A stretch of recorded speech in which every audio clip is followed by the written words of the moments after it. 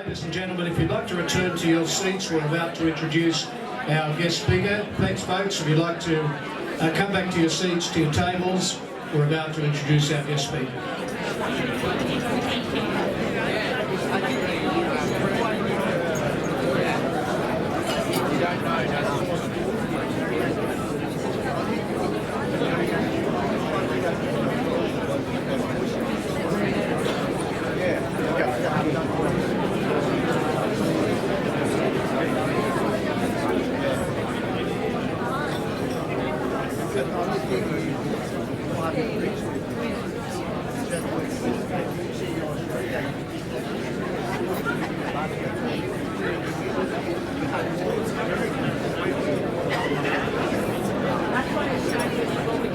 Thank you, ladies and gentlemen. If you'd like to return to your tables, we'll get the proceedings underway.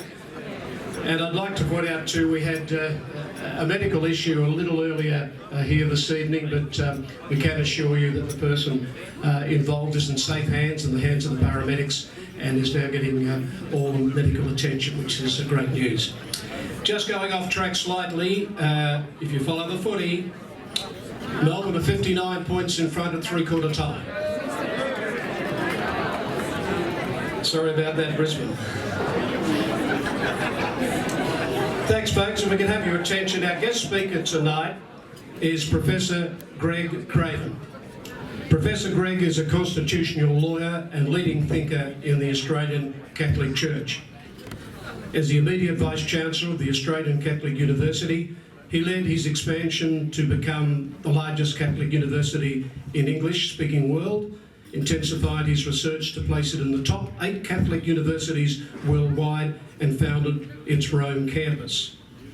He has previously held senior university posts at Curtin, Notre Dame and Melbourne. For 3 years he served as Crown Counsel for Victoria and as a regular columnist for the Australian newspaper. He has served on the National Catholic Education Commission, the Truth, Justice and Healing Council, and the Melbourne Archdiocesan Catholic Schools Board. In 2015, he was appointed by Pope Francis as a consultant to the Congregation Education, and in 2016, Pope Francis appointed him a Knight Grand Cross in the Order of St Gregory the Great. In 2017, he was appointed as an Officer of the Order of Australia for services to higher education, constitutional law and the Catholic Church. Ladies and gentlemen, a big welcome to Professor Greg Craven.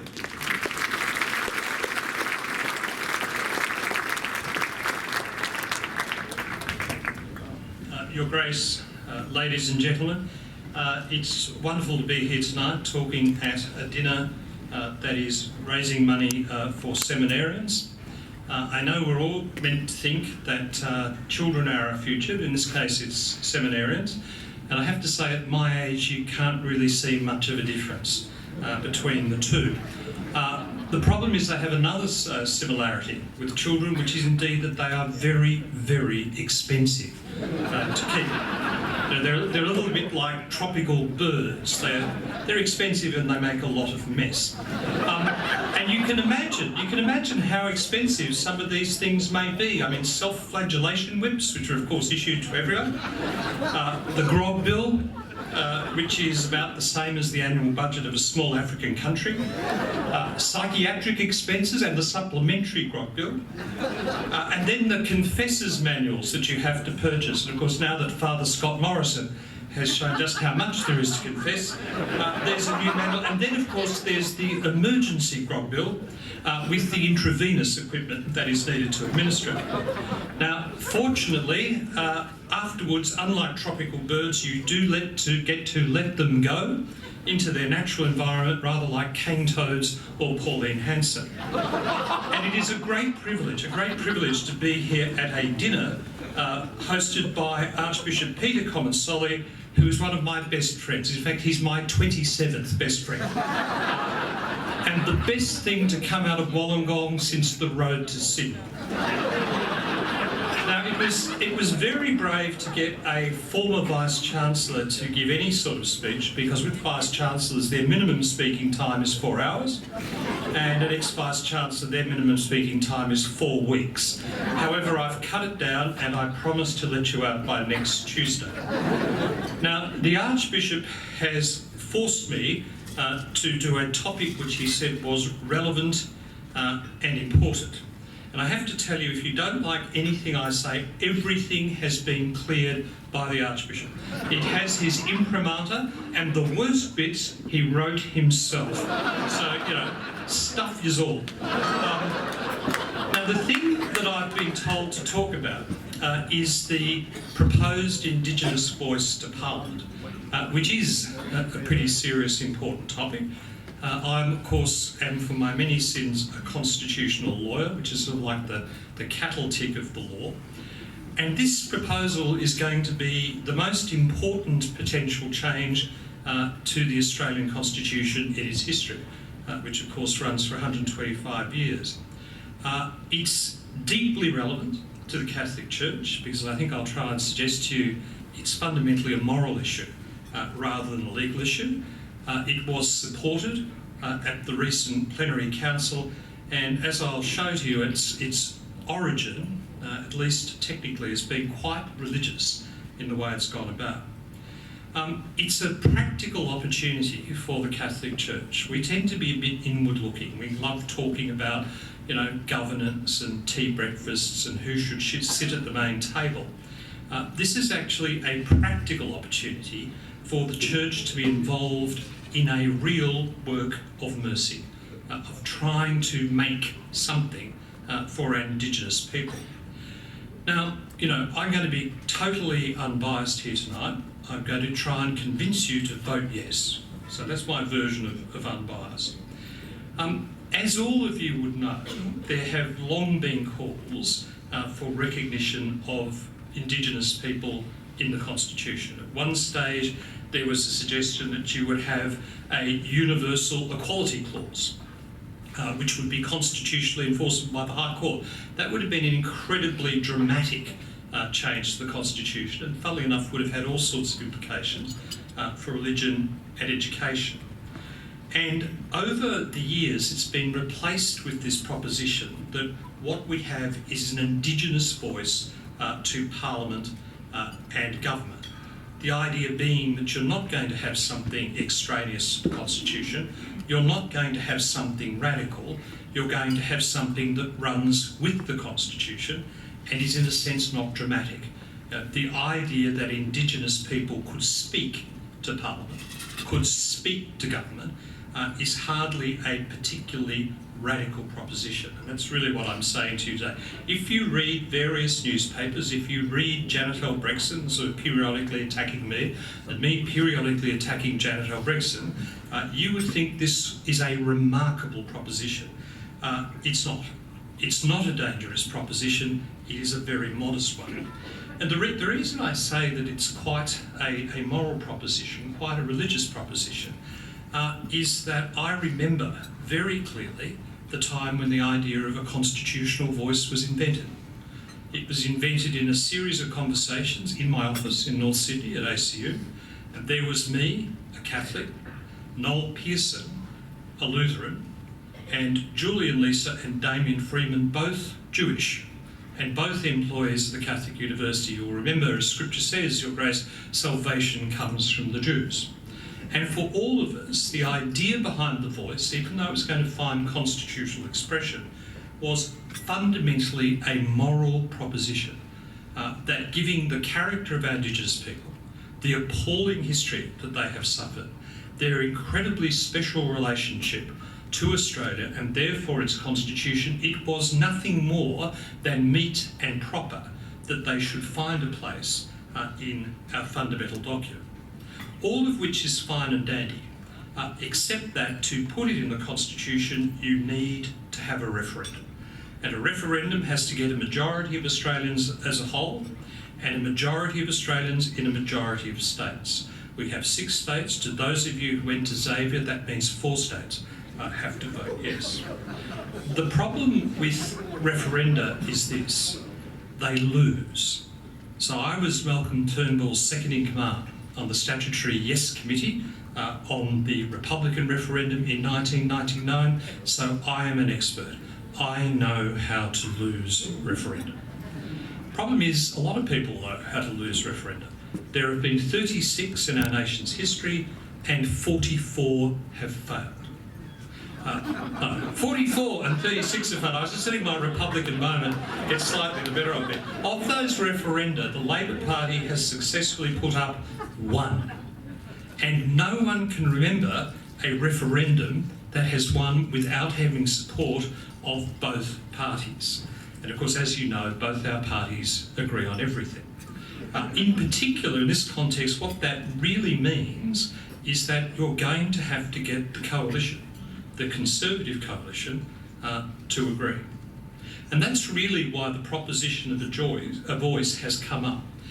It's because it is such a modest, reasonable proposition. I mean, most of you would know, if you look at Parliament, the word Parliament is derived from the French parler, to talk. There is nothing wrong with a body that talks. What it embodies is a continuing and ongoing constitutional conversation where an Indigenous body, the voice, can provide an Indigenous perspective on the laws put forward by the Australian Parliament or the proposals put forward by the government. And therefore these people who have so long been deprived of a voice, who have so long been in a position where their propositions have been ignored, can actually have a constitutional role. Now, it puts Indigenous people in the Constitution, where they have never been before. And we think that is only fit and proper, and I'll say why. But I think that the reality is that, for me at least, it's hard to see the argument against it. And that's one of my biggest problems, because, believe it or not, you know how everybody has one novel in them? Everyone has one referendum in them.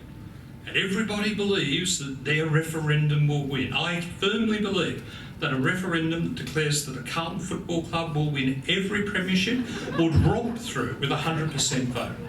But it won't. So I guess the first question that comes up, particularly, I'll go through the negative propositions, because the fundamental positive proposition is what I've just said to you. Why wouldn't you do this? Well, one argument is you really shouldn't put it in the Constitution because it's just not important enough. You don't put things like this in the Constitution. Let me give you a dose of reality. The words weights and measures is in the Constitution. The words lighthouses, beacons and buoys are in the Constitution. Don't think I've got anything against lighthouses, beacons and buoys. It's just that I think that probably Indigenous people are as important. For God's sake, Tasmania is in the Constitution. Now, I think we could probably stretch the empathy shown to lighthouses, beacons and buoys to say that, yes, we could have our Indigenous people in the Constitution. Some people would say, well, that's merely symbolic. Lots of things are symbolic. The flag is symbolic. The monarchy is symbolic. The cross on the tops of our churches are symbolic. What exactly is wrong with symbolism? I'd say it's only symbolism. What's wrong? You will have heard from the commentators that you can't put race in the Constitution. Wrong. Race is already in the Constitution. It's there in section 51(26), which says that the Parliament may make laws with respect to any race for which it deems it necessary to make a law. It was in section 24 when it said that Aborigines were not going to be taken in the count of a census. It's actually in the preamble at the front of the Constitution where it establishes that the Commonwealth is to be made under the crown of the United Kingdom of Great Britain and Ireland. Not Italy or Greece. Great Britain and Ireland. Race is right up the front of the Constitution. And in fact, if you look at a whole ranges of Constitution, including the British Constitution, mix of unwritten, written, race is in there too. Lots of constitutions have it. The test of what you put in a constitution is not some complicated test of the nature of things, like whether you put race in. I will tell you what the Founding Fathers put in the Constitution. And I know that because I was the idiot who edited the whole 7,000 pages of their debates. I am the only accredited seance distributor of Alfred Deakin. What they put in the Constitution was things that were really important. That was the science of it. They put in the Crown, they put in Federation, they put in the Parliament. Is there anybody who thinks that the position of Indigenous people in Australia is not really important? You may disagree about how to do it, fine. You might not think this is a good idea, but do you think it is really important? Most people do. You probably would have heard of Malcolm Turnbull's great thing, it's a third chamber of Parliament. It's a lovely slogan. Ask yourself what parliaments can do. They can amend laws, they can pass laws, they can initiate laws, they can reject laws. Would the Indigenous voice be able to do any one of those four indications of a legislature? No, it could advise. One of the major arguments against it is it won't make any difference on the ground. Of course it's not going to change domestic violence, it's not going to change educational standards. The question is whether or not having an Indigenous voice will be conducive to those sorts of changes. Is it the case that it will make it more likely, perhaps, that domestic violence will be dealt with in Australia? Would it not be the case that the opinion of Indigenous people solemnly channelled would at least be calculated to improve these things? I suppose another argument is that the High Court might interpret it in strange ways. For the destruction of Methodists, for example. This is going to be such a modest amendment creating a voice, and I've long been a critic of High Court activism, that I defy the High Court, even its most activist phase, to find things that it could use. I suppose the final argument we often get is, well, ATSIC was a disaster. ATSIC was a disaster. We now have the opportunity to learn from that disaster. So obviously I'm, mildly in favour of this. It does worry me, I think, that Albanese has made a significant mistake, which I suspect all of you have realised, in the sense that all we've got is a proposed constitutional amendment. He hasn't told us what the constitutional mechanism, what the actual design is going to look like. So we've sort of got a hook on the door, but we haven't got a coat to put on the hook, and I understand that. I think that's a perfectly reasonable position. I think what has to happen now is the coat has to be made and put on the hook. And I think in doing that, that's going to be done by legislation. So you have a constitutional provision, then you'll have an Act of Parliament implementing it. I think that it's very important that that Act of Parliament be drafted in such a way that it deals with these provisions. Now, I have very, very few talents. I can't pick horse races. I do barrack for Carlton.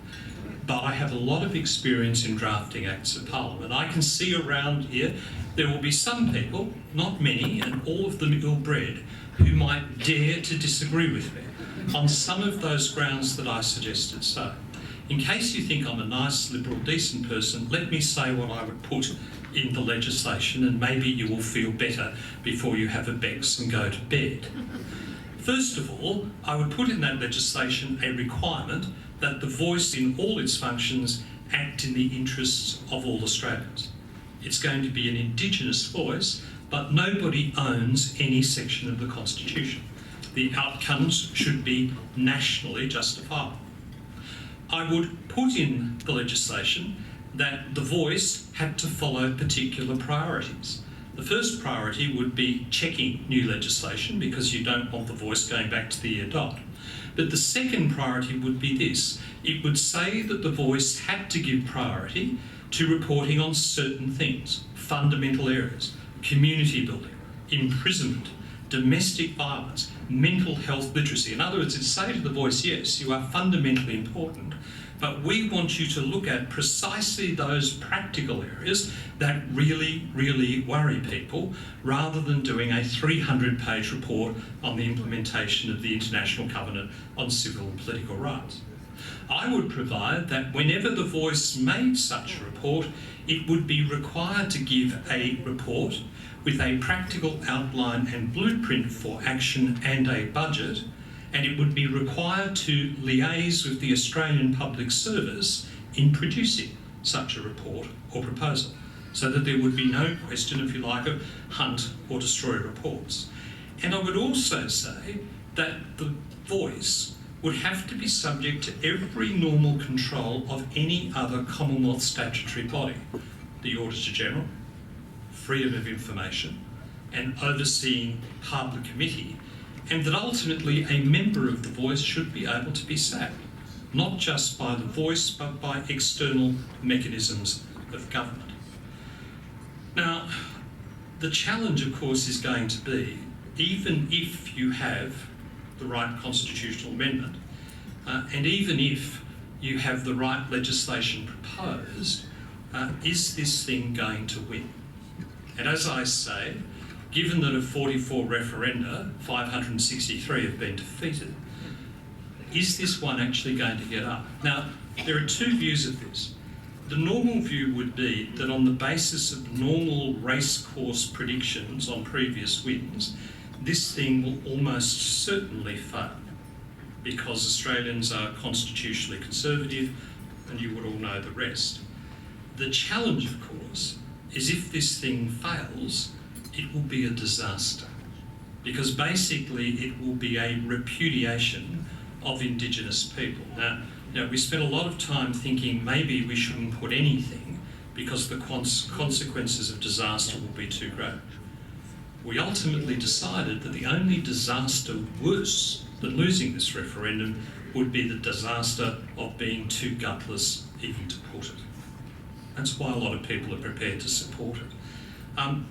It might get up, but in a really odd way. So you all saw the same-sex marriage debate. That got up pretty much not as a proposal, but as a vibe, as a social media phenomenon, as something really exciting and so on and so forth. It is possible that this referendum could get up in the same way. And I think that's what a lot of proponents are thinking. My natural conservatism and the fact that I was pulped by a steamroller in 1999 on the Republican referendum, may I say, I was actually the head of the campaign in Western Australia, and the vote for the Republic was absolutely lowest in Western Australia. So I'd like to pay a tribute to myself in this respect. I'm worried, which is why I'd like to say to all of you that you should seriously think about this. Even if on the cuff of the thing you think, well, I'm a bit worried about this, I'm a constitutional conservative, I don't risk this or that. I really think that beyond the law, and you can leave me to worry about the law, you're not bright enough to fuss your pretty little heads about that, just take the law for granted. But on the issue of the morality, all of you are at least as entitled, and possibly a good deal more entitled, than myself to have a view. And I would ask you to think about that, because, as I say, the consequence is going to be great. The investment, I think, logically, of the Catholic Church in this is huge. As a moral proposition, can we seriously stand by and watch something like this, and not only let it go down, but let it go down because we do not use our best efforts. We do not use our best efforts as an assault of mercy to see the thing go forward. So if you disagree with me, please shut up. If you do agree with me, do talk to your friends and say what a good idea this is. Now, I understand that the vote of thanks is going to be given by my friend, Dr. Kevin Donnelly. Dr. Kevin Donnelly is not bright.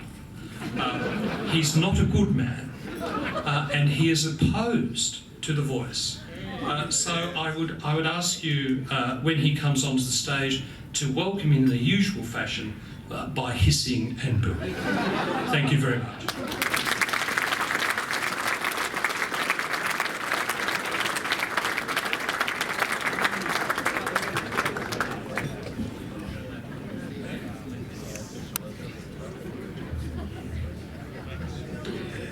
Kevin, please come forward. You have the right of reply.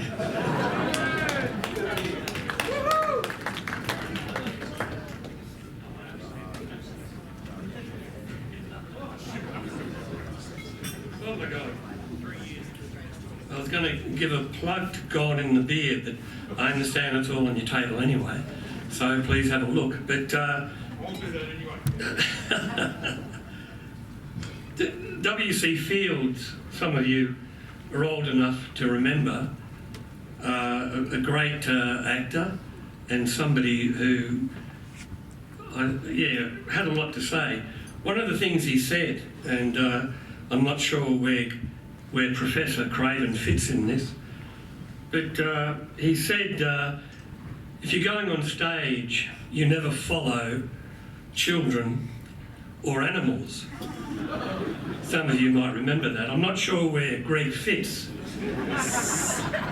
in terms of that sort of children or animals, but it's a very difficult act to follow. But seriously, I've known Greg for many years. Back in the day, you might remember somebody called Jeff Kennett ran Victoria, and Greg worked for, I think it was Minister Tehan. Jan Wade, sorry. Tehan was Health, Wade was the Attorney General. So Greg, given his background, did a lot of good work back in the day, and then he moved on. He discovered politics wasn't quite his thing, moved into academia, as it's called. But Greg is one of those rare academics, and I'm at the ACU, but I don't call myself an academic, and that's another whole debate. But Greg is one of the few academics who actually can talk and to write in the daily media. So it was mentioned he wrote in the Australian, he writes regularly still. And Greg has that ability to turn quite abstract and complex ideas into the language of what we used to call the common people, or he can get into the public mentality, the public square, and argue the case. Now, we won't always agree, but what we do see is a deeply committed, very thoughtful, I won't say wise, because I'm not sure how old you are, but wisdom normally comes with age, at some stage hopefully. But Greg is very committed, very dedicated, and very erudite. And who be it, I grew up in Broadmeadows, by the way, so there weren't many Catholic schools out there, so I had to go to a government school. Luckily St Dominic's was around the corner. But far be it from me, as somebody who went to La Trobe and did a kind of average degree, arts and politics, to even question Greg on these contentious issues. But I'll leave it up to you and to the Australian people to decide, which I think is a good thing. Thank you.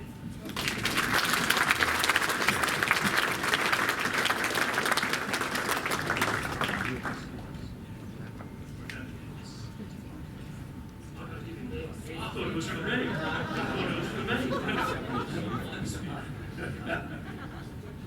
There we go.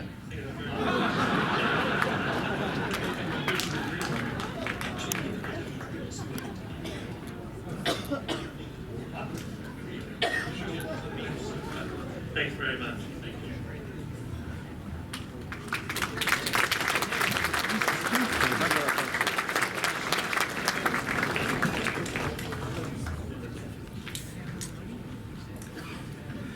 Well, ladies and gentlemen, such an enlightening speech tonight from Professor Greg Craven. Please thank him again. It was absolutely outstanding. The silent auction will close in 10 minutes. It's now 10:10, so 10:20 silent auction closing. We'll take a break and then we'll be coming back with more. Thank you.